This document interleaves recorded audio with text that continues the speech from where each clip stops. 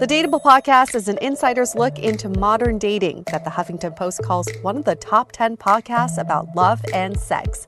On each episode, we'll talk to real daters about everything from sex parties to sex droughts, date fails to diaper fetishes, and first moves to first loves. I'm your host, Yu Shu, former dating coach turned dating sociologist. You'll also hear from my co-host and producer, Julie Krafchick, as we explore this crazy dateable world. Hello, Dateables. Welcome to another episode of the Dateable podcast, where we are your dating sociologists, and we will examine, study, and dissect human behavior when it comes to dating and explain it all to you so we can navigate dating much better. That sounded so professional, so educational. We are so profesh. You don't even know.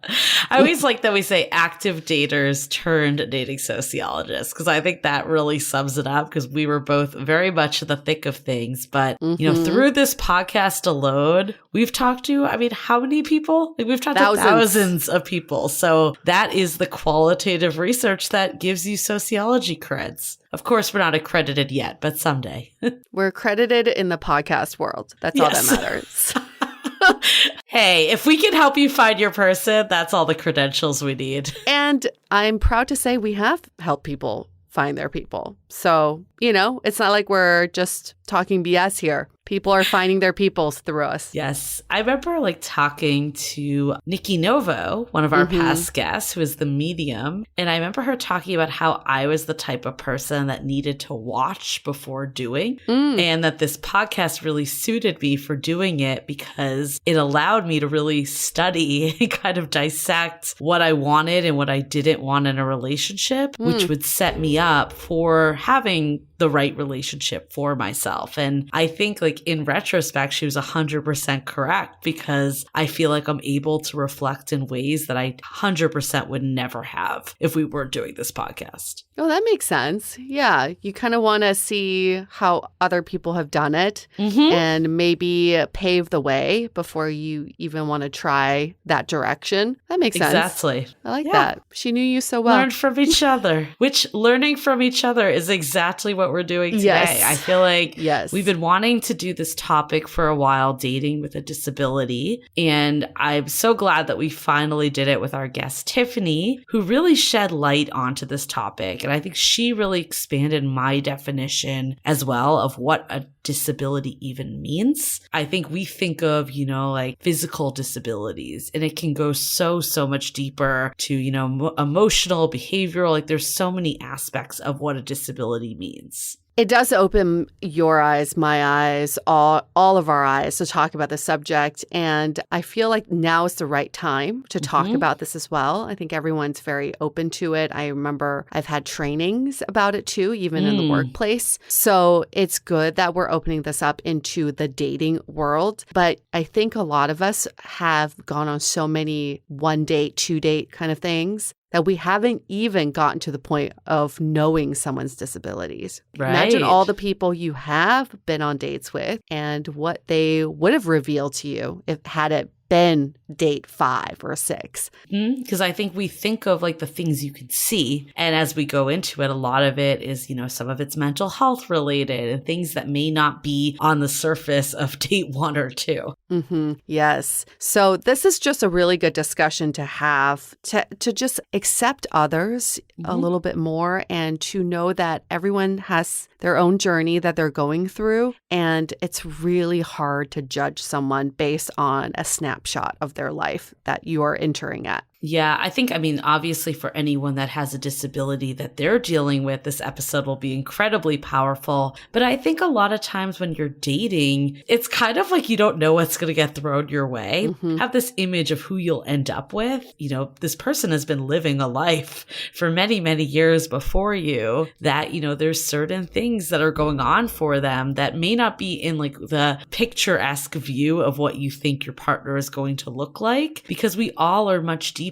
We all have, aspects of our personalities and just inherent traits that may not be what is listed on our dating profile per se, the basics. Yes. Yes. This is why it's so important to get to know people for who they are. And it's hard to do that based on dating profiles. And I get it. I spent all weekend with some single boys who are navigating the dating scene, and they're just telling me their dating woes. And I get it. I mean, I totally understand why it can be so frustrating and hard. And you don't understand why you're even wasting, quote unquote, wasting your time dating. But I say this all the time. There's a lid for every pot. And when you find your lid, it is an incredible feeling. So keep looking for your lid because your lid is desperately looking for you too. Yeah. And I love this, we all have imperfections. None of us are perfect. So, I think the reframe of it is letting someone into your life and all the imperfections that are there, allowing someone to kind of be along for that ride and you be along for the ride for them. That's the greatest form of intimacy when you really think about it. It really is, isn't it? Yeah, when you're sharing an experience together and then you get to create new experiences together, that's the ultimate form of connection. Yeah. And I feel like, it's never that we want to wish circumstances on people. Like we talk about in this episode,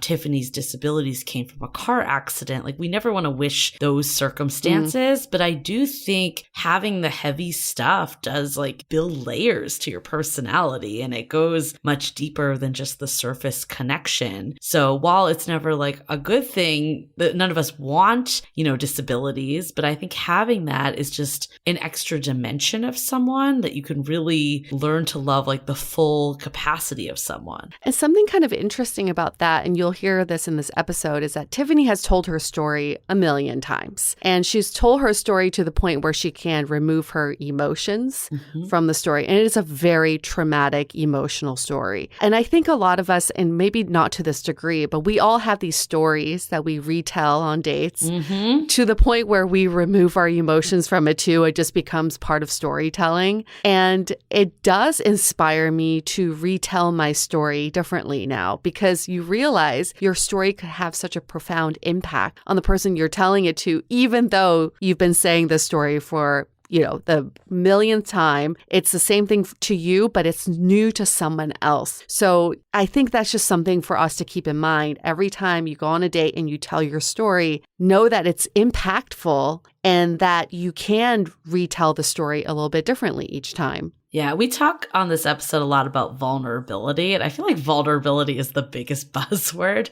I'm actually kind of sick about hearing about vulnerability because it's just this catch-all phrase, and I feel like people don't even know what it means. And we kind of go into how sometimes you can relate trauma with vulnerability, and that isn't what it necessarily means to be vulnerable. Yes. And, I think it's how you tell your story and how you connect with others is so important when it comes to dating and relationships. And that doesn't necessarily mean doing it in the ways that we think. And I think that is a really great discussion that I'm not going to go into too much more because we go way into it. There's different sides of the coin, I guess. Yes.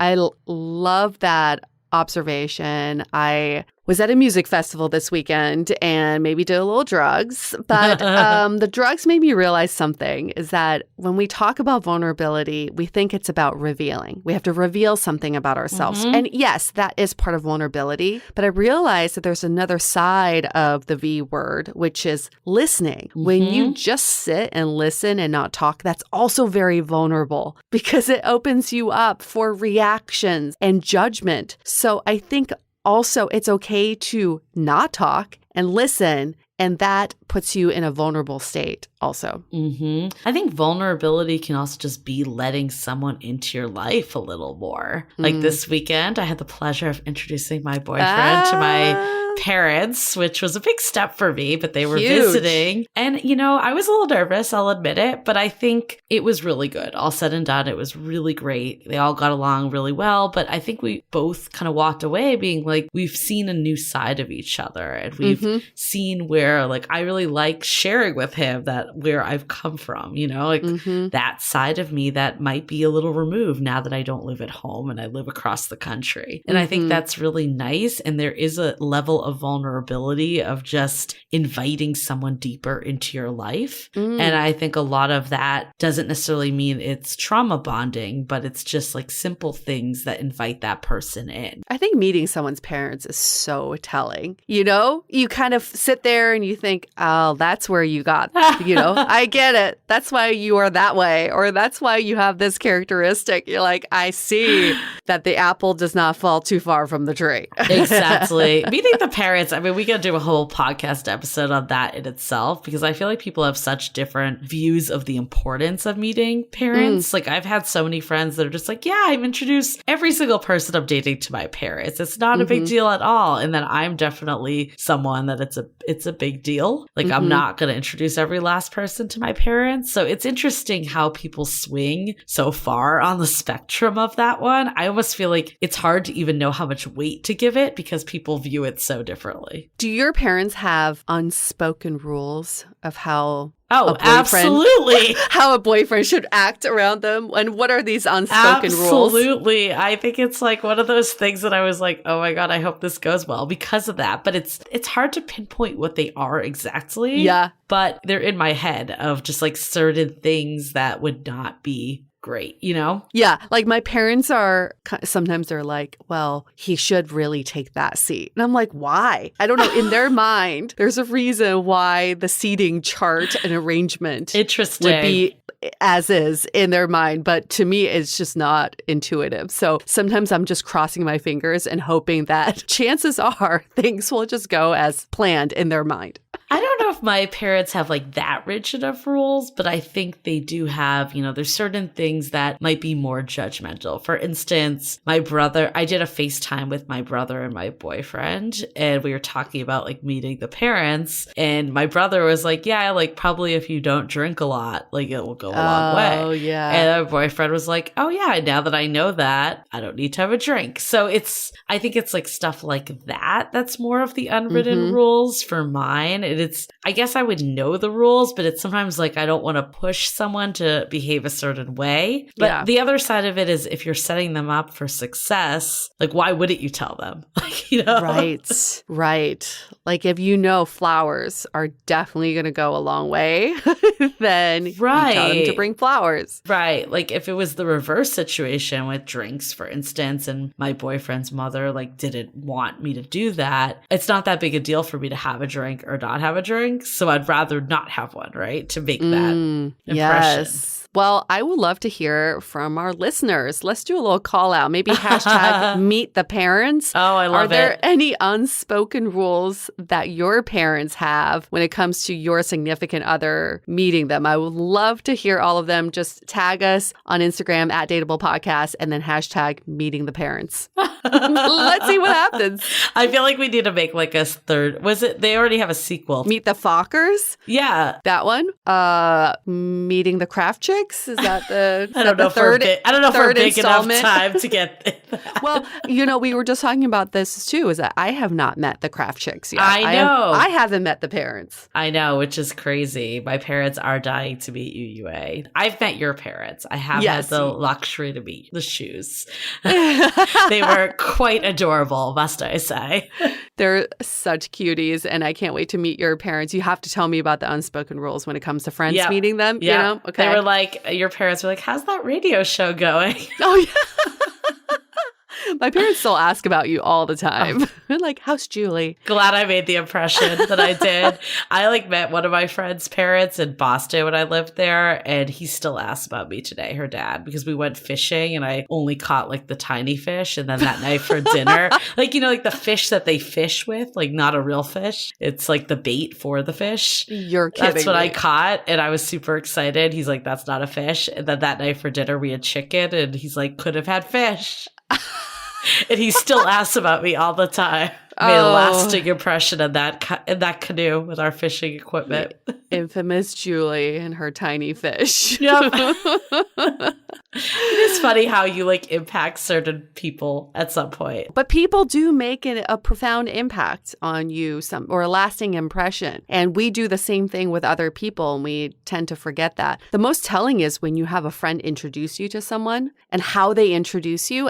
it surprises me every time how someone introduces me, because that's what they've pretty much put me in a bucket as. And, you know, it's just interesting, the impact you have on other people, which is related to our question for this episode. And also it's related to our interview later. And the question is, when it comes to early dating, if you do have, for example, this person said, I have high anxiety to the point where it becomes debilitating and dating does add to my anxiety. At what point in early dating should I reveal this fact? So, yeah, I mean, this is one of those topics where you have something that you know could impact the way you treat someone when it comes to dating. But is it too early to reveal, like, let's say on a first date or even in your dating profile? Personally, just from the receiving end, I've dated someone with high anxiety, and I wish I had known from the very first date. Yeah, because you'll be able to explain, you'll understand where they're coming from. Yes. And not take it so personally, I think. Yes. I dated someone with such high anxiety that they would then ignore me when their anxiety hit. So I thought that they were playing games when they were just trying to protect themselves.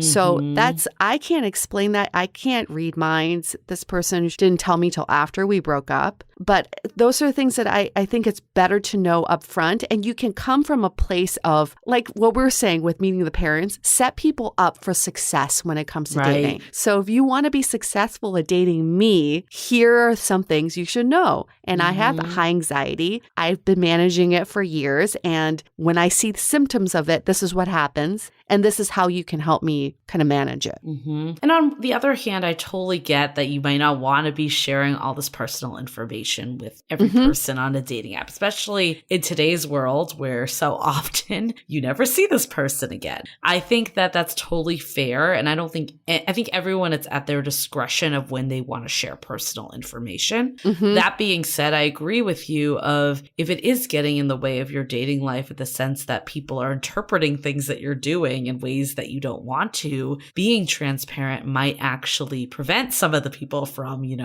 turning over. I think too, like maybe there is a certain level of intimacy that you get to. I think it's hard to say like a hard, fast rule of the number of dates. Like, I don't think that always translates, but I think if you really are connecting with someone, you could see it going somewhere. That might be the turning point of whether you decide to share this or not. I don't necessarily think you need to put this on your profile. I don't think it needs to be on the very first date. No. I think those should really be used to say, like, is this someone I even want to spend any time with? That being said, if you feel like you need to cancel the date, for instance, because of anxiety, I think you could share that with someone.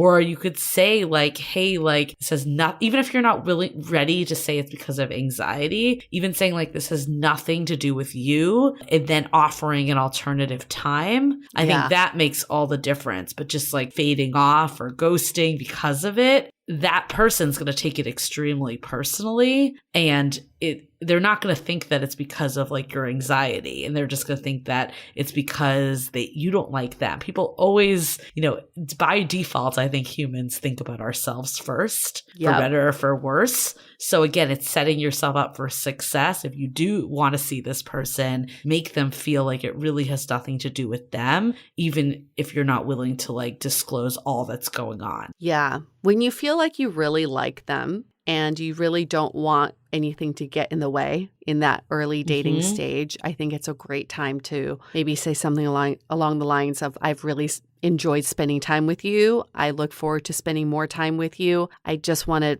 let you know of some things, and I don't want you to take it the wrong way if I were to act this way. I think the worst thing we can do is leave people hanging, and then they make up stories, and then you never know where that spirals to. So might as well just catch it before it happens, and then be very truthful, but also coming from a place of love when you do tell it. This was a great question. Mental health is, even though it's made such strides, I feel like there is still stigma that comes with disability in general. And I think having conversations like we're having today really helps break down that stigma. So I'm glad that, we can address this question, but also dive into it much, much deeper in this episode. Absolutely. Okay. So a couple quick announcements. At Dateable Podcast is our Instagram handle. Make sure to follow us there. Loving the Time of Corona is our Facebook group. This is the public group. Just give us a little one-liner about why you're dateable so we know you're a real human being and that you listen to this podcast, and then we'll let you in.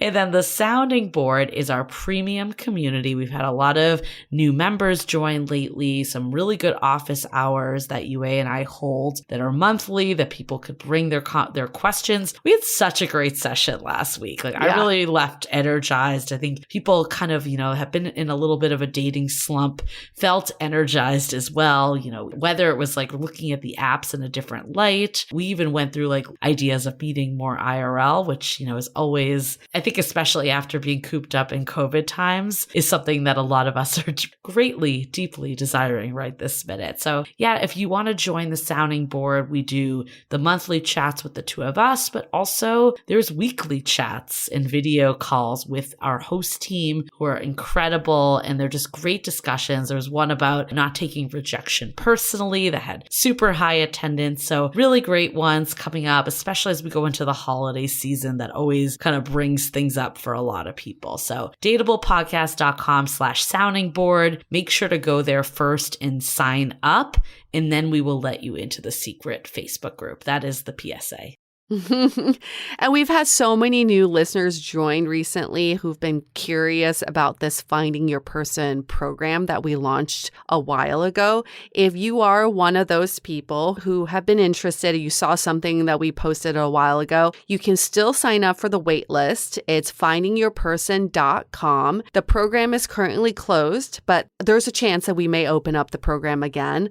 So just sign up for the wait list so you get first dibs when we do open up the program again. Yes. Group live calls we've been having for those have been just so incredible. So incredible. I can see the light bulbs going off. I love it. It's so great. It's so great. We have great people in the program. Great people. Cool. So let's get into a couple of our sponsors now. This episode is sponsored by BetterHelp. It is no surprise, Julie and I are huge fans of therapy, especially online therapy, and BetterHelp can do exactly just that. They match you with your own licensed therapist and connect you in a safe and private online environment. I was able to start communicating with my therapist in less than 48 hours, super fast. BetterHelp is committed to facilitating great therapeutic matches, and it's more affordable than traditional offline counseling. Their licensed professionals specialize in everything from stress management, anxiety, trauma, dating, and grief. We at Dateable wish for all of you to live a happier, more wholesome life, and we think therapy and prioritizing your mental health will accomplish that. So as our listener, you'll get 10% off your first month by visiting our sponsor at betterhelp.com/dateable. Join over 1 million people who have taken charge of their mental health. Again, that's BetterHelp, HELP.com/DATEABLE. Support for Dateable is brought to you by Incipio. Incipio offers legendary protection for all of your devices, from phones to AirPods to tablets. They obsess over their tech to protect yours. It's like Incipio's line of products was made for me, because with their phone cases, my phone is protected from drops as high as 14 feet. The cases are also wireless charging compatible, and there's a lifetime warranty. So they've got you covered. I have the Organic Core Clear case, which is made up of 100% compostable materials that reduces landfill waste by naturally re-entering the environment from where it started. All of the packaging is made out of 100% recyclable materials with eco-friendly water-based ink. Now, for Dateable listeners only, we have a special offer. These incredible cases are now available for purchase at incipio.com, and you can use the code DATEABLE for 20% off. That's INCIPIO.com, and use the code DATEABLE for 20% off. Okay, let's hear it from Tiffany, all about dating with a disability.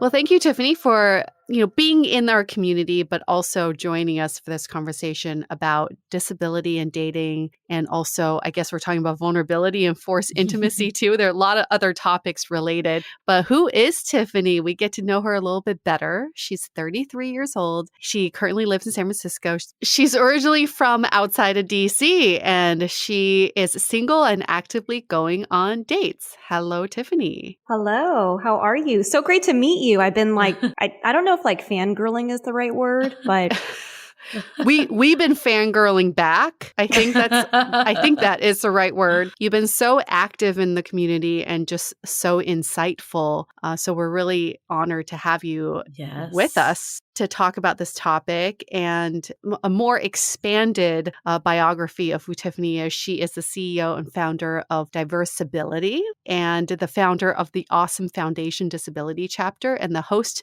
of the Tiffany Yu Show, which is a social impact podcast. She serves on the San Francisco Mayor's Disability Council and appointed by San Francisco Mayor London Breed in 2019. Making me sound so good. You're so impressive.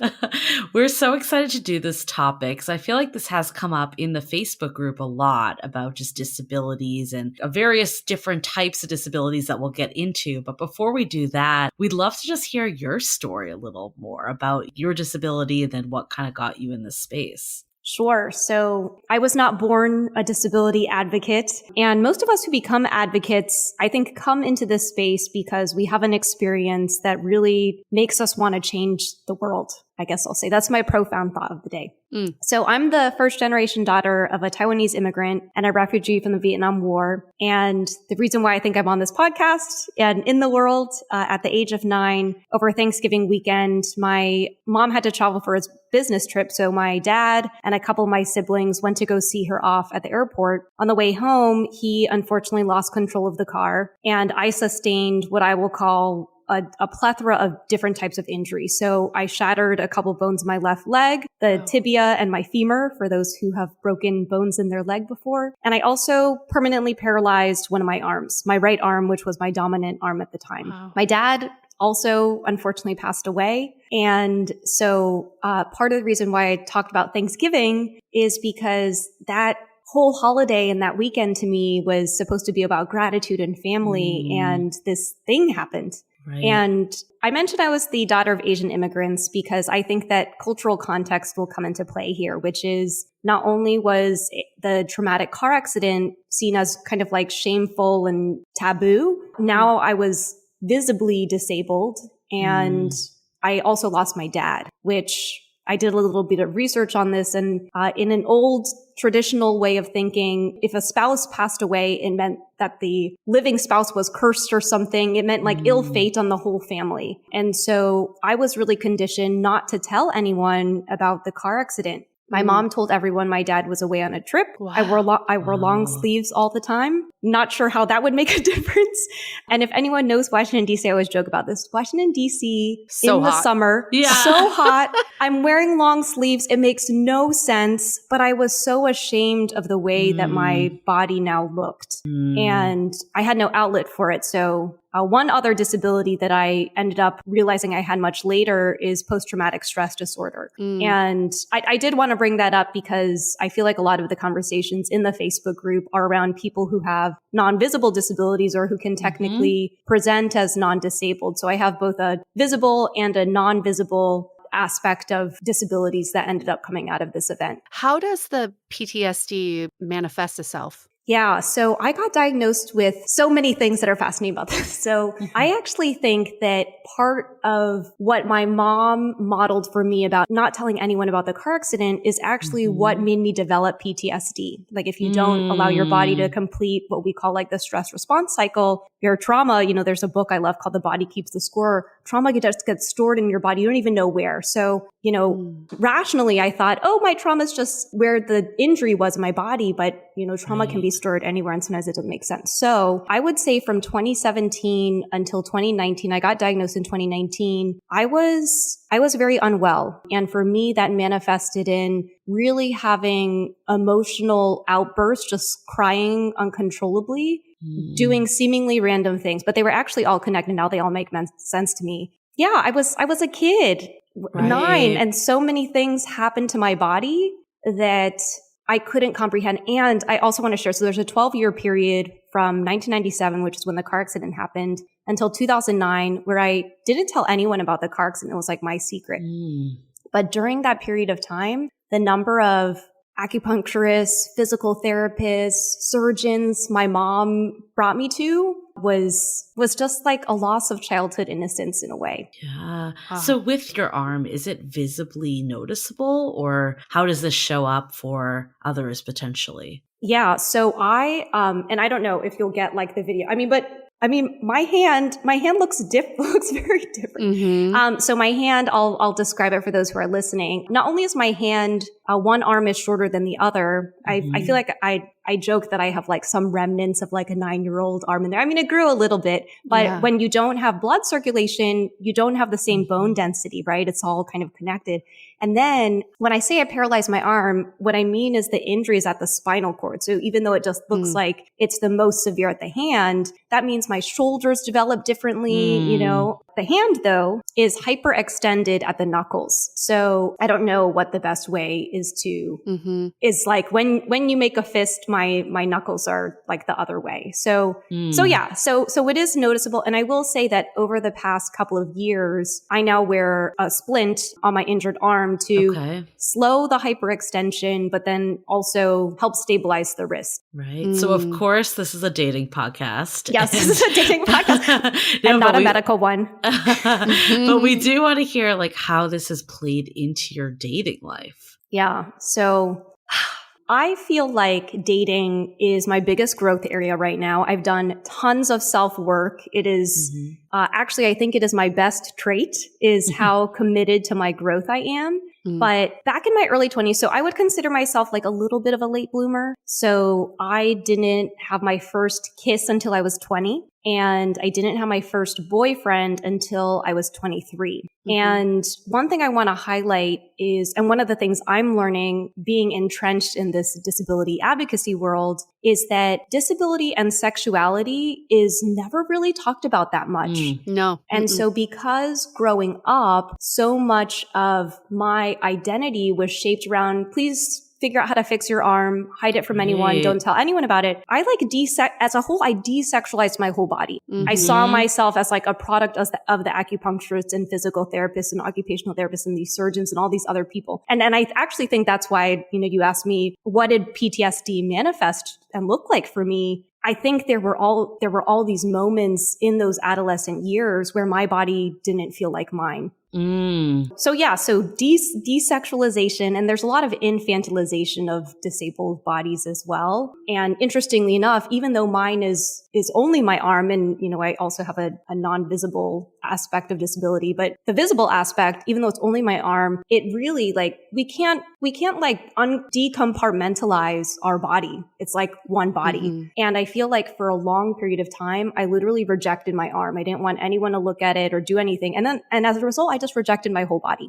So fast forward, 20 years old, first kiss, 23, first boyfriend. And I was telling Julie this, but I would wait to tell people about my arm and the car accident. I'd wait until the fourth date. Fourth date. It was Why always the fourth date.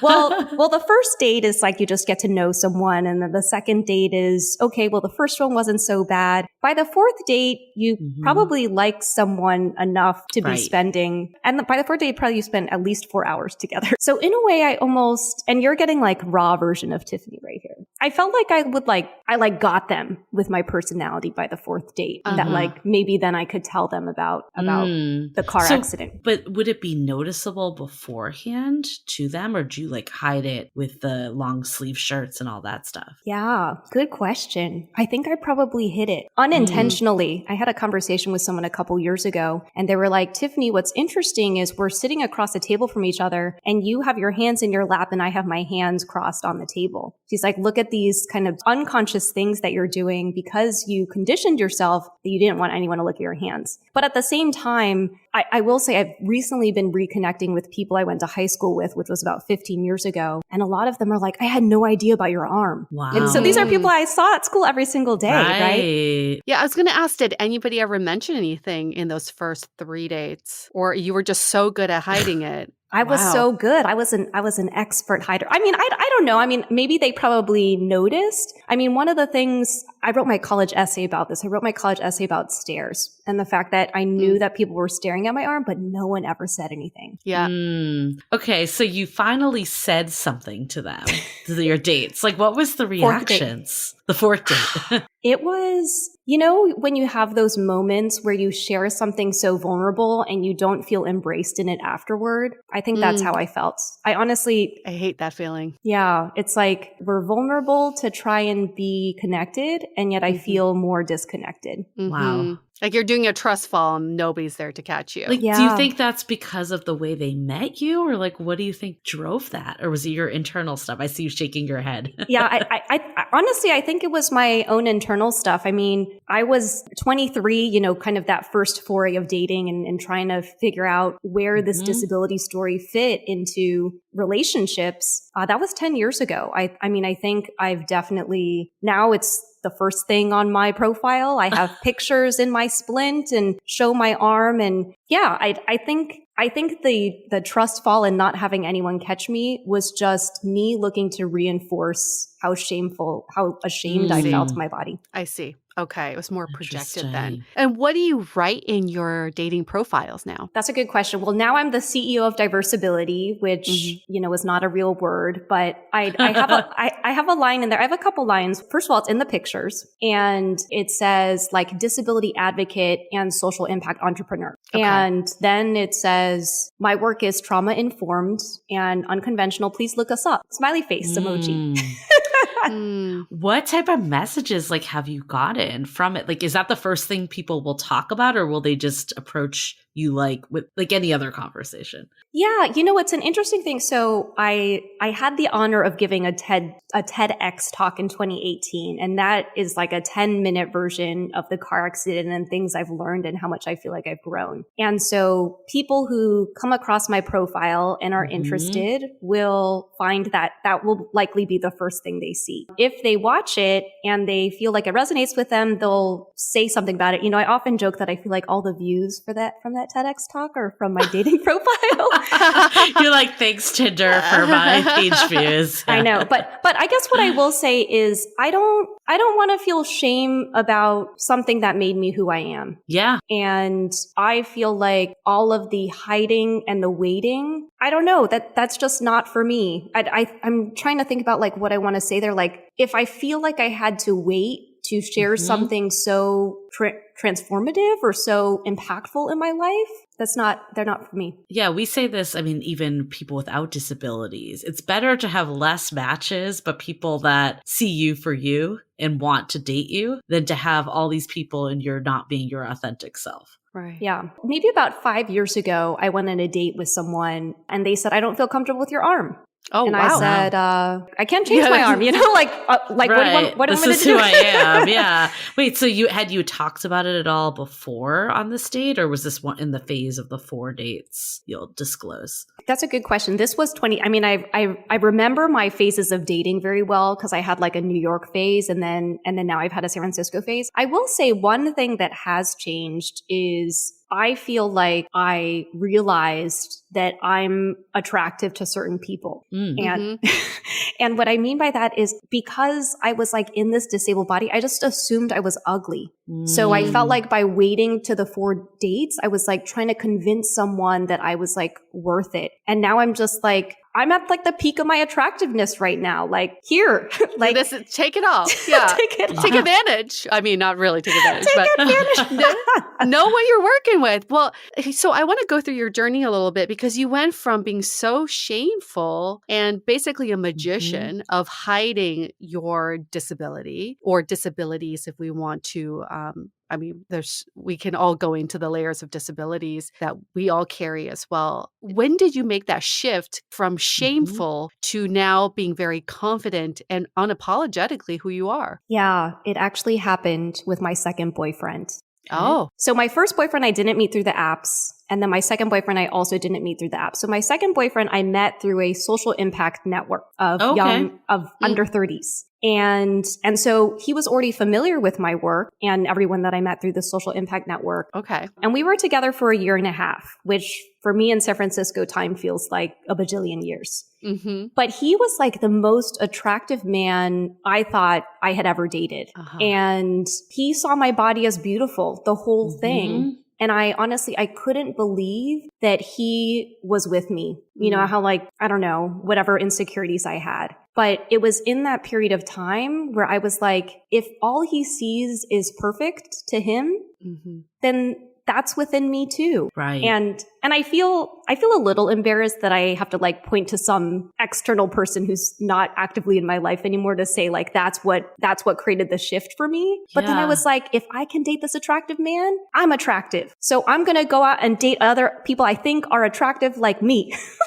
I totally hear what you're saying. I remember us talking about this on the body image episode we did a couple seasons ago. And it was a similar thing. It's like, I want to feel that internal validation, but sometimes it does take hearing it from someone, especially in a dating context when you feel like desexualized because of where you are. So I totally like relate to that. I mean, I've heard it in other contexts as well. The internal validation is something that you learn. And my question is, where do you start? If you didn't grow up in an environment where you can learn that, of course, we're all going to look for external validation. So it makes a lot of sense. But how did you come out of that relationship? Did you feel like a whole new person? So the other thing I learned in that relationship was I feel like given what happened to my body, what happened in my family as a kid, I have a complex relationship with safety. And being in that relationship is the first time I felt safe. And I remember talking to my therapist. We always have to bring therapy into this. I talked to my therapist and she goes, that must have been a really hard thing to walk away from because not only did he show you beauty, which was you, he also showed you what it felt like to really feel like you could take your armor off, that I could take my, long sleeves during DC summers off. Right. And so I gave myself, I think it's the Sex and the City. It says that it takes like half the amount of time you were together to like get over the relationship. Yeah. I gave myself the full time. So we were together a year and a half. I gave myself 9 months to fall in love with myself again. And I will say, and so that was at the end of 2018. So since the end of 2018, I have actively been on this journey to continue to fall in love with myself again, over and over and over again. Got it. Yeah. I mean, that's great to hear. What about like your first relationship? You were in your mind, you felt very unsexualized, a late bloomer. Like, how did you get to even meet your first boyfriend? Like, how did you get over the hump to even start dating? So it wasn't that I never had suitors. Okay. I'm reminded of, I read a book when I was in high school called Beowulf, which probably all of us read. There was something about Beowulf that was about putting up walls, some quote in there. And I always related it to my dating life. So I want to share just a really quick story. In 4th grade, and he knows this. Hey, Justin. In 4th grade, I had the biggest crush on this guy named Justin. And he ended up writing me a handwritten letter saying that he liked me too. At which point I tore it up into a million pieces and gave it to my best friend because, I don't know, we were like mean girls or something. And I was like, I can date back my anti-relationship things to back to 4th grade, newly disabled at that particular point in time. I liked someone. I had the hugest crush on them. And then they told me they liked me. And then I was like, nope. And actually, maybe you probably see this pattern a lot with different people who come into your show. Yeah. And so I repeated that pattern over and over again. I can tell you, the summer after my freshman year, really attractive. I was learning Chinese at the time. We did like a language program and there was some other guy and he liked me. And I said, I'm only here for the program. And then, that was the end of our. Yeah. So it's like the fears of being seen, the fears of getting hurt from it is probably protecting yourself. Yeah. So 23, what ended up happening was I was working, my background's surprising or unsurprising. I started my career in investment banking. Okay. And I was at Goldman and my first boyfriend worked at UBS and we were co-banks on a deal together. So we were always on the phone and he ended up sending me a text. And the text said, hey, I really like you. There's this restaurant I really like. Do you want to go try it with me? And so actually we went to the dinner, and because I worked in a male dominated environment, I did not read any signs because I go and grab dinner with my male colleagues all the time. Right. So then after the dinner, he said, I had a really good time at dinner. You know, I like you and would love to see if this can go anywhere. Oh. And I remember seeing that text, and the first thing that came into my mind was, this is a bad idea. I think I had conditioned myself into building that wall. And so I challenged myself and I said, let me just remind myself to have fun. And when it stops being fun, I'll walk away from it. What I loved about that relationship is that we, first of all, the meet cute, you know, which I know we should not like, but I love the way that we met, but we also just grew into the relationship together. I think neither of us had a serious relationship up until that point. We lost our virginity to each other. Wow. Sorry, Mom. And honestly, I mean, one of the things I'm working through therapy is what I call fantasy attachment, which maybe you're familiar with, which is I meet someone and I'm like, here's our whole life Projects together. the whole thing. Yep. I want to bring up that and anxious attachment style because I think that this car accident just made me so fearful of, I don't know what it made me fearful of. It just made me fearful to get close to anyone because I would just end up getting hurt. Right. Let's hold that thought and take a quick break for some messages. So it sounds like some of the earlier relationships you had kind of developed more organically over time because you got to know the people, you were in situations where you kind of formed that bond. What has your experience been with dating apps? Where it's a bit more superficial, right? Dating apps are known to be that way. Have you met people off of that, or has it been a bigger challenge? Yeah, I will say, I was telling Julie, I just got back from Tulsa and I went on a Bumble date in Tulsa. Cool. So I do not think, and maybe I'm a little too confident, but I really internalized that relationship that I had from 2017 and 2018, which is, and I dated a guy, just went on 3 dates with him at the beginning of beginning of 2017. And we have stayed friends and now he's engaged and getting married soon, but we've stayed in touch. And one thing that he told me is I remember on our last date together, he was like, Tiffany, I don't think you're dating people at your level. And I never forgot that he said that. And I actually now we've known each other, for 4 years now. And I bring that back to him and I go, I'm never going to find anyone. He's like, I don't believe that. You know, I mean, we met through the apps and then, that's great to have someone like that in your corner. I know. But he called me out because in 2017, I thought I was ugly. Right. I'm not ugly. None of us are ugly to someone. Right. Sorry, what am I saying? Did I say that correctly? Yeah, right direction? there's a lid for every pot, right? Pot. Correct. So with the online dating, honestly, as a woman in San Francisco, I feel a little overwhelmed by it. Okay. And so right now I'm in what I call the fun and light phase. I mean, you mentioned we were going to talk about forced intimacy, but since August, I've been challenging myself to go on 20 dates by the end of the year, which ended up coming out to 1 date a week. And it didn't all need to be first dates. I think one of the things I'm learning is that because I know that dating is my biggest growth area, I'll go through periods of time where I feel great about, honestly, outside of relationship, I feel great about myself. Right. I think my work is super meaningful. I feel the most fit and well. Your cup is full. Yeah. Now that I'm in a phase where I'm open about my disability, I have been actively kind of looking for the areas that I feel like I have shame in and trying to do that work on my own, the self-work, going to a therapist and trying to figure out what are at the roots of that, or to be more aware of when those things come up. So, I'll share one last thing, which is you brought up how PTSD manifested, and PTSD makes me super anxious. And I call my anxiety like a guest in my house. And sometimes my guest in my house books an Airbnb for multiple months at a time. Now I'm learning to say, is this anxiety or is this Tiffany? When I try to DTR to define the relationship too early on, I'm like, is this anxiety or is this Tiffany?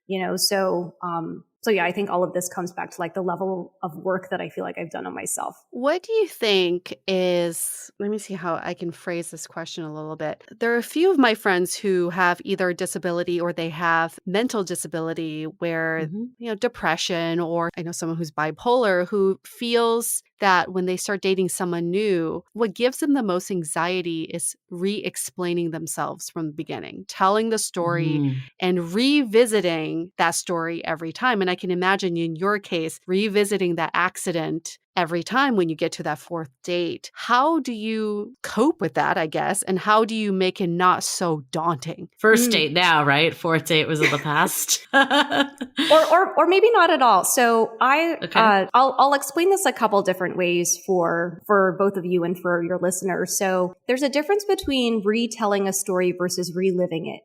So reliving a story means you're going into the depths of that pain. Maybe there's some room for healing. Retelling a story is, here's something that happened and I attribute some emotion to, or I've done some work where I can share it without being transported back to a place that isn't my current space.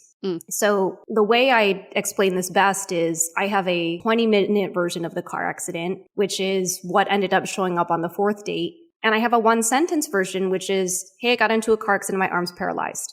Like literally that's all I say. It's hard because I like do this work full time and I have to share the context, which is the car accident a lot. But I can now see the difference between when I was reliving, going into the depths of that pain versus retelling. And the 20-minute version had all the details, took you in, you know. And the 1 sentence, I mean, when I told you that 1 sentence, you were like, cool, you know? Right. I do want to share one last thing to hopefully help depict this a little bit is I want to talk a little bit briefly on the edge of grief and trauma. Okay. And a friend came out, Alyssa Zapersky, she came out with like a blog post about grief and trauma. And one of the things she said in her post was that her grief and her trauma were so intertwined with each other that she couldn't experience grief without re-experiencing trauma. And so a lot of the work that she did in therapy was detangling them. So I think grief is beautiful. I see lots of gifts in it, but I've been able to untangle my grief around everything that I lost with a car accident from trauma, which, you know, I've done a lot of healing work around. That's a really good distinction. I'm curious because like I know there's more, correct me if like this is a misstatement, but there are like 4 major types of special needs categories: the physical, which relates to your arm more, developmental, behavioral, emotional, which could tie back to PTSD, and then sensory impaired. Is that kind of an accurate statement of categories? And like, how do you view this? And like, I know you work with a lot of people that are disabled. Like, how do you see challenges showing up for people based on where they fall on the spectrum? Yeah, you know, what's interesting is I haven't categorized it like that because many of us who have disabilities have what we call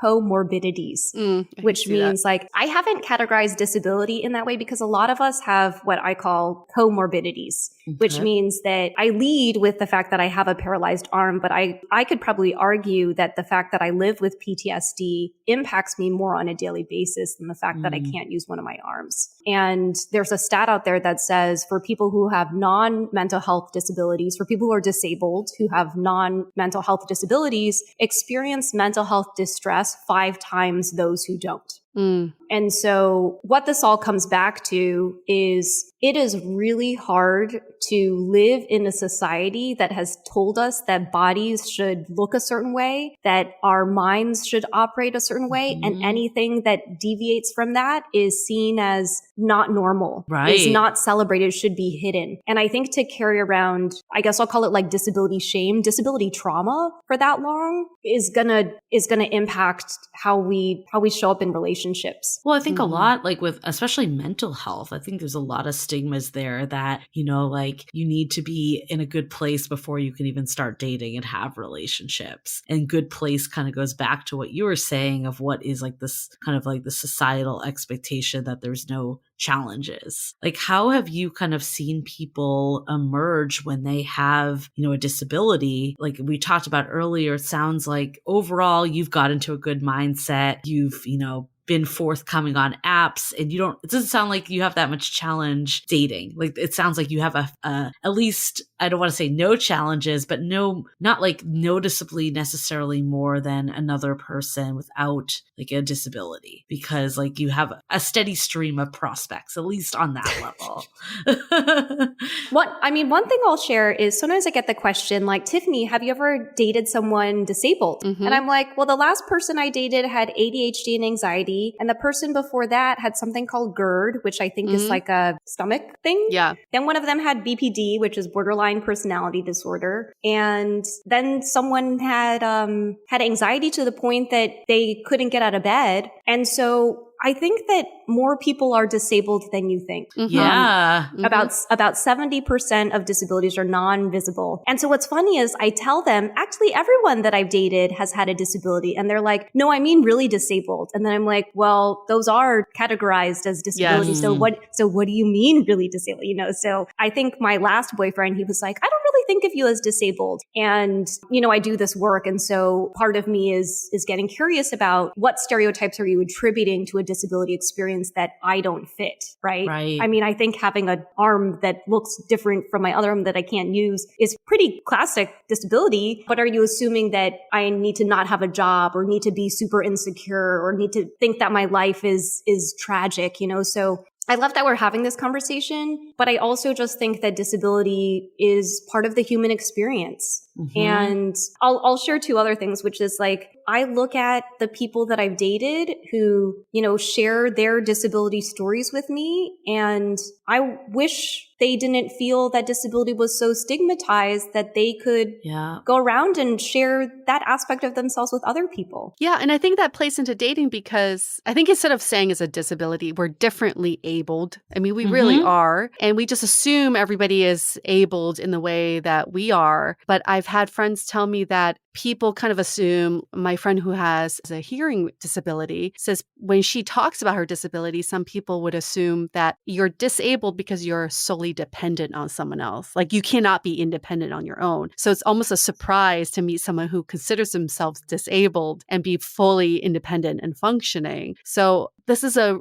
good way for us to refresh our perspective on disabilities because we all have the stereotype of what a disability is. Yeah. And Tiffany, being Asian, I mean, in China, you don't see disabled people anywhere because they're hidden. Yes. They are hidden. There are a ton of people in wheelchairs. They are not allowed in public because it's so stigmatized. So families end up raising their kids for their entire lifetime inside an enclosed space. Wow. So there's so much shame.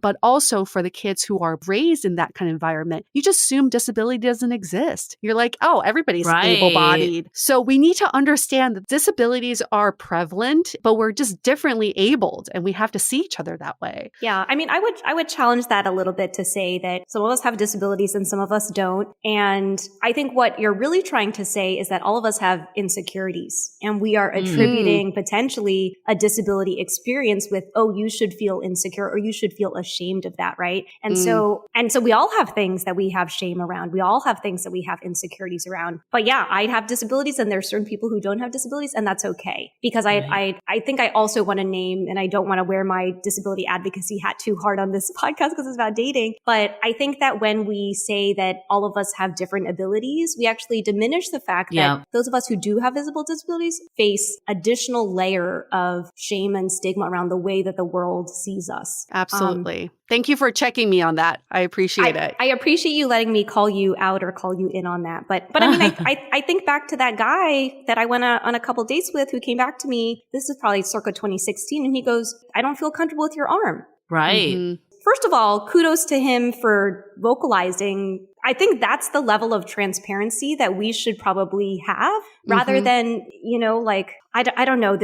I have friends who have either more visible disabilities than mine, or you could consider them more severe disabilities than mine, who really have seen ableism at its worst in dating, right? Because with the apps, you're making judgments about someone's pictures. Well, that's what I was kind of trying to get at with you. Not to say that you have like a walk in the park with dating, but like it sounds like you have prospects where I think like there is a stigma and stereotype that maybe you're not even getting matches if you're in a disabled state. So I was curious if like people that are like showing up more be like when you do kind of like think about what is a disability, I think of wheelchair, whether that's right or wrong, but that's what I think of. And I know this is your story, but I know you work with a lot of people with disabilities. Like what has been some of those experiences? So hard and really heartbreaking. I think that, I mean, I don't even know where to start, unfortunately. It's hard. We're all common in our desire for human connection. Right. And yet some of us are stripped of that experience just because of the way we look. And so one of the things I remind people of within my community is the most, and very cliche, but like the most important relationship you can have is with yourself. Yep. And even with this dating, I mean, I don't have that many prospects. I want to like manage expectations here, but I do remind myself when things don't work out or I find my anxiety getting the best of me, and like, it's hard. I'm 33 and I'm single and I feel like I've got a great job and I've got a great home and, you know, I want to plan for the next phase of my life, but, you know, haven't really found, like, I'm not 26 anymore, I guess I want to say. And that's starting to hit me a little bit because most of my friends are coupled up or, you know, had their pandemic babies. But I think that I just remind myself of like, what are all the things that I like about myself? Right. And there's a Netflix special, and maybe you talked about this on an episode called Jigsaw with Daniel Sloss about how we should be making being single as celebrated as being coupled.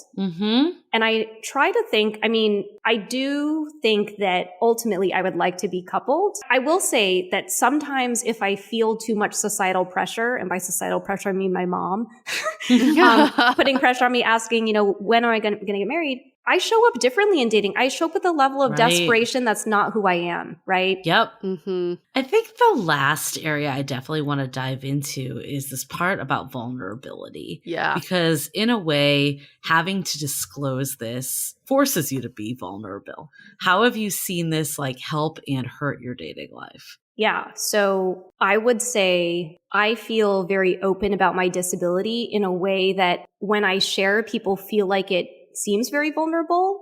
But for me, all of my work is centered around this. And so it's really trying to manage that while that's not vulnerable for me, that could be a lot for other people. And so this is this is what I ended up putting in the Facebook group, and we can direct your listeners to go to the Facebook group to check it out. But my therapy's great. And yes, it is. and she came to me. So interestingly enough, I have known that dating is my growth area for a long time. And one of the things that she and I are working on is the only way we know where I have room to grow is that I need to date. And I will go through periods of time where I'm like, but outside of dating, I just like myself. Like, why would I put myself through that emotional roller coaster? So I've been dating more and updating her. And she came back to me and she goes, Tiffany, she's like, I think you might feel like you're being authentic when you share as much as you do early on in dating, but it could be overwhelming for other people. And in talking with the others in the Facebook group, I now use the term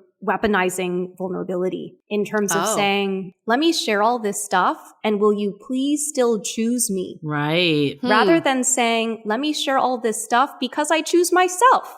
Right. Right. Well, we definitely have talked about this before. There's a difference between vulnerability and trauma dump, and not saying that you're trauma dumping, but I think some people like associate vulnerability with going real deep, where it can be as simple as just putting yourself on the line a little and like saying you had a good time on the date or asking that person out again. And I think we think of it as this declaration of all the stuff going on with us, where that might be a lot for early stage dating. I know for me, the dates that I've gotten ghosted after has been when I got into this like deep life story type of date. And the ones that have progressed better is when things started off a little lighter and then more naturally got to a deeper state. Yeah, I think we all know this, but my therapist said, Tiffany, the beginning of dating should be fun. Yep. And I think that a combination of whether it was my anxious attachment tendencies coming out, whether it was fantasy attachment, whether it was, I call it forced intimacy, trying to like force a relationship sooner rather than letting it grow. So I will say, since I've had this August challenge of trying to do these 20 dates by the end of the year, I honestly love the way I've been showing up. I understand the difference between what is my anxiety coming to the forefront and wanting to dump stuff versus what is Tiffany actually,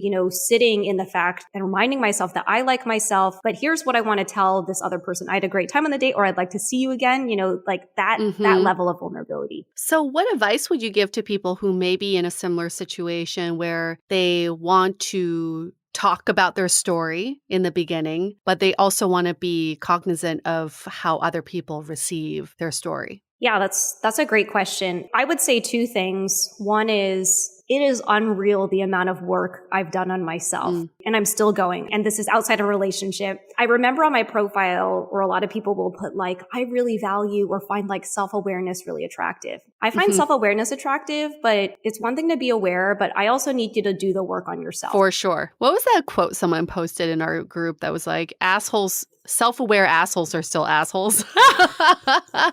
Which is so true, right? So is. Okay, so I'm reading this from a pamphlet on historical racial trauma, but I will also translate this to disability trauma. So I will say disability trauma is the mental and emotional injury caused by direct or indirect encounters with ableism. This is due to the structural, institutional, and systemic injustices and suffering wrought from white supremacy. Disabled people may experience symptoms that include depression, anger, recurring thoughts, physical reactions like headaches, etc., etc. So disability trauma is a real thing. We are living in a society that has told disabled people, because of ableism, that our bodies and our minds, something is not normal about them and something about us is broken and needs to be fixed. If you feel like you have some of that, right, and you talked a little bit about like trauma dumping, I hope that you can get the support that you need outside of a relationship, right? So then it doesn't become codependent. So that's number one piece of advice is, I think all of us have work and healing to do. And if you are finding that you have a little bit of shame around something, there might be some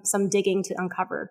The second thing I'll say is just remember that you are valuable and worthy just because you exist. And you would not be on this earth, in this world, if your body and mind were not supposed to be the way it is. And these are kind of the messages that I remind myself of before I go out on dates, because it's hard to let someone in. Yeah. So those are my two pieces of advice. I don't know if that's helpful, but I think those two things have been really, really helpful for me. And lastly, like what advice would you have for someone that, meets someone that's disabled? Like how is like a good way to be met when you share something like this? That's a great question. I've dated people before who I felt like did a really great job of making space for my anxiety, because UA, like most of the examples that you shared with me of your disabled friends were bipolar, were more of these mental health disabilities, which can fluctuate in how they show up in relationship versus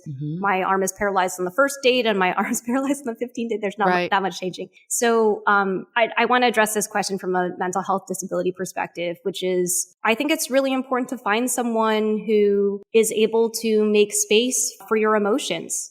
And I've dated people who I felt like did a really great job of that. And then I've also dated people who I felt like couldn't make space for that. And those latter people might not be the right people for me. Can you expand on people who couldn't make space for that? What does that look like? Who could not make space for me? Correct. So I am the type of person, and actually I've changed a little. So I'll tell you the before and after. So before, I thought it was really authentic of me to vocalize every single anxious thought that I had. And I apologize to anyone I dated who let me do that. And now what I'm realizing is when I notice I'm having a period of more elevated anxiety, I turn to a group of women that I have met during the pandemic that I call like my anxiety support group.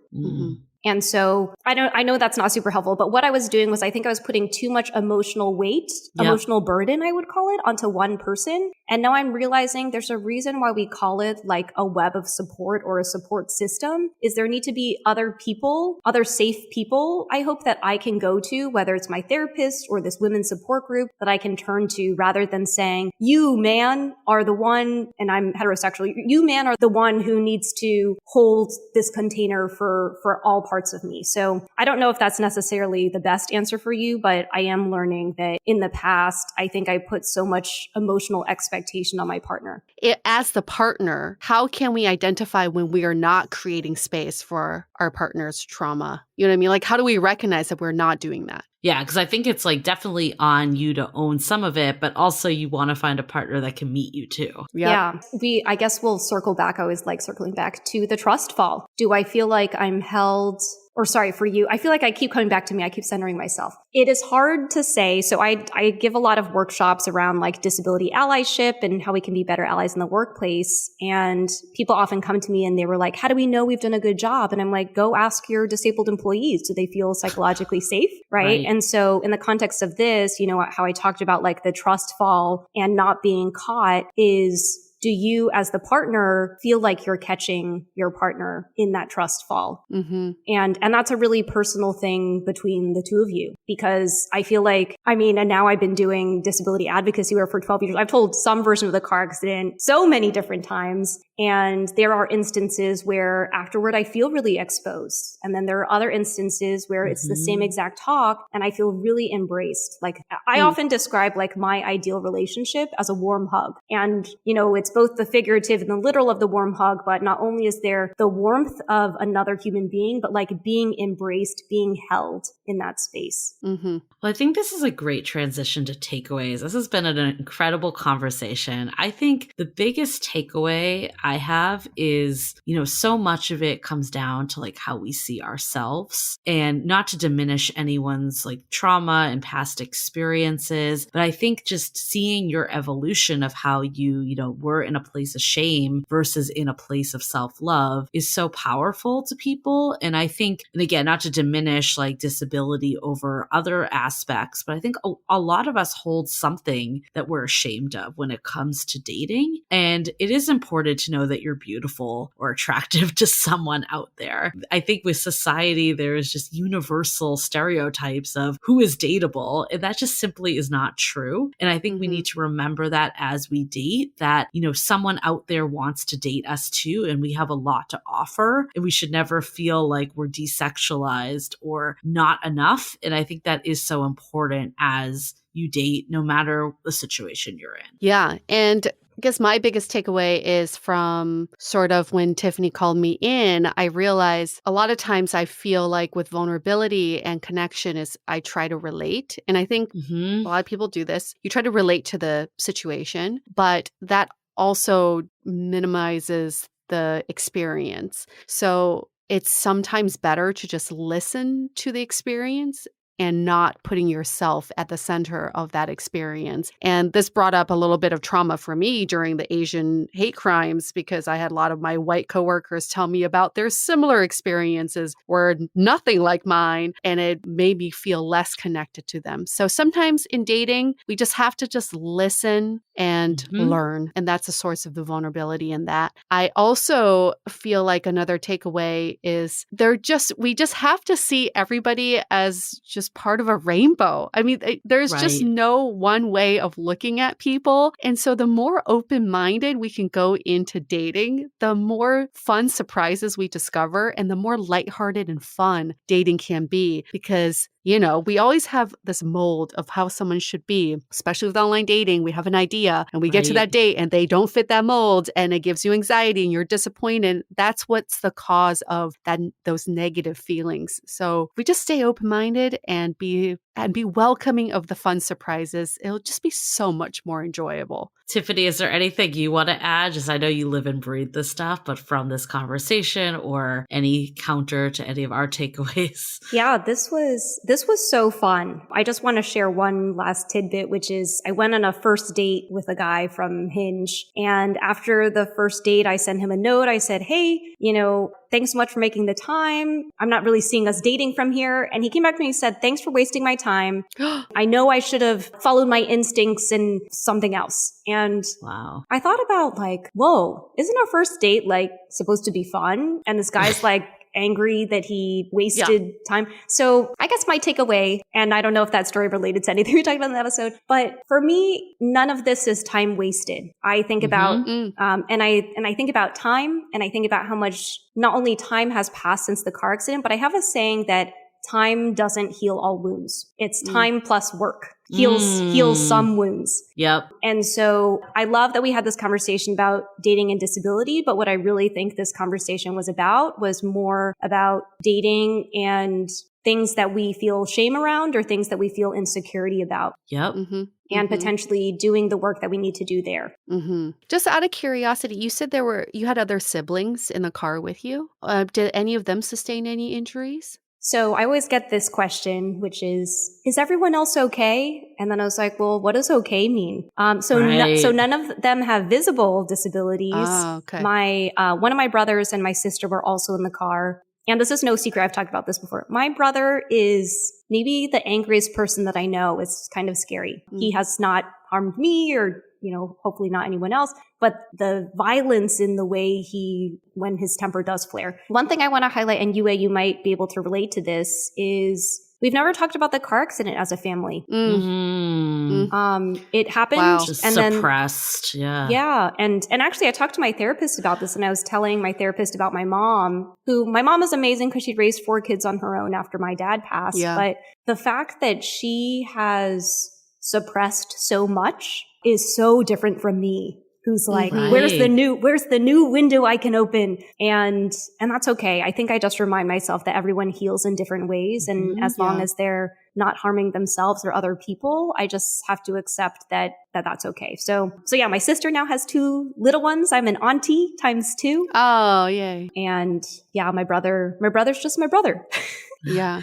I mean, I think that's a good takeaway too, is that disabilities show up in different ways. And I think the stereotypes of what we think are a disability are not like the extent of it. And we just never know what people are going through. So especially on early dates when people don't necessarily share all, I think a lot of times we take things personally, but we have really no idea what's going on for this other person. And yeah, I think part of it with what you shared with your mom is some of it's generational too, that we live in a world where therapy is a lot more accessible. It's a lot destigmatized. So I think mental health in general in our age, in our era is, more celebrated. And I think that's a great thing because it does help people come to terms with things. Yeah. And one thing I was joking with Julie about is I referenced the 36 questions to fall in love with anyone. And I feel like I exist at level 3. And I actually feel like this conversation on the Dateable podcast was a level 3 conversation. But I'm reminding myself that in early dates, I should stay at level 1 or level 2. So thank you for entertaining me and letting me be at a level 3 for this conversation. I didn't even know there were different levels. Yeah. If you can't be at a level 3 on Dateable podcast, what are we doing? Yeah, what are we doing?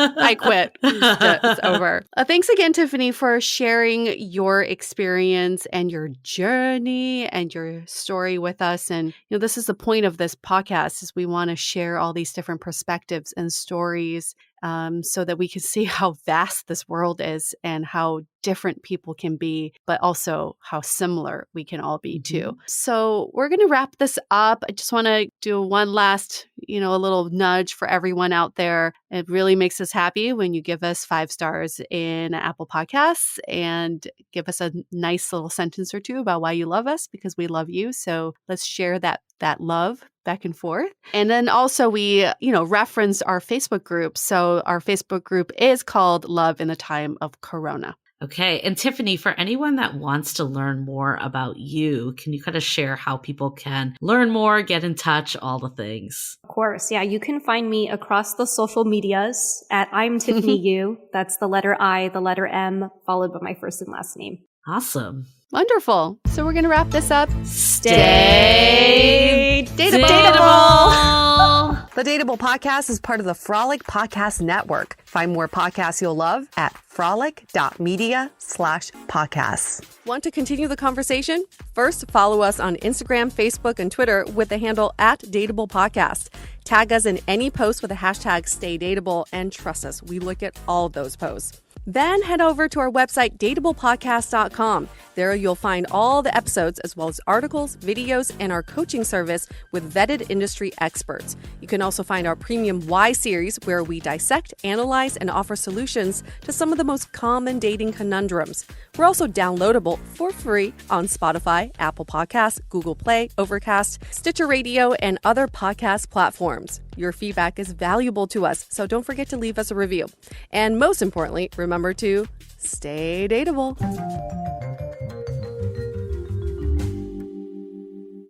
Some coffee's fast, but not fresh. Some coffee's fresh, but only after a long wait. Speedway coffee is made fresh at the push of a button, hot or iced, so you can have fresh coffee your way, right away. Find a store near you at speedway.com/locations. You wear a life jacket when you're out on the water and a bike helmet when you're out on the trail. Chances are you're a fan of added confidence, and so are we, especially when you're out on the road. That's why the 2022 Chevy Equinox comes standard with Chevy Safety Assist. 6 advanced safety features to help you stay safe. Find new confidence, find new roads. Chevrolet. Visit Chevy.com/safety to learn more about Chevy Safety Assist. Safety or driver assistance features are no substitute for the driver's responsibility to operate the vehicle in a safe manner. Read the vehicle's owner's manual for more important feature limitations and information.